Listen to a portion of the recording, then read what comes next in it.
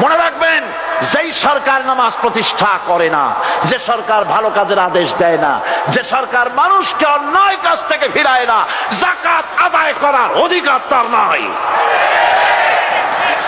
সুতরাং এমন এক সময় আসবে যখন আবার আমাদের জন্য সুখ শান্তি ফিরে আসবে। সেজন্য কোরআনের কাছে আসতে হবে। কার কাছে? এই কোরআন হলো সেই কোরআন। আমার নবী বলেছেন, মান ক্বালা বিহি সাদাকা। এই পল্টন ময়দানে উপস্থিত লক্ষ লক্ষ জনতার উদ্দেশ্যে রাসূলের হাদিস শোনাই, প্রাণ খুলে কান খুলে শুনুন। আমার নবী বলেন, কোরআন দিয়ে যারা কথা বলে ওরাই সত্য কথা বলে। সুবহানাল্লাহ। আপনার নেতা বক্তৃতা করতে আসে, না আছে কোরআন, না আছে হাদিস, সব নিজেদের মন গড়া কথা, ঠিক কিনা? কোরআন দিয়ে যারা কথা বলে তারা সত্য কথা বলে, কোরআন দিয়ে যারা মানুষকে ডাকে ওরাই সঠিক পথের দিকে ডাকে। যেই ডাক শুরু হয় দুনিয়া থেকে, আর এর যাত্রা শেষ হয় জান্নাতুল ফেরদাউসে গিয়ে।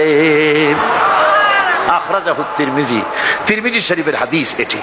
সুতরাং ইন্নাদ-দীন ইনদাল্লাহিল ইসলাম। জীবন ব্যবস্থা কেবলমাত্র কোনটা?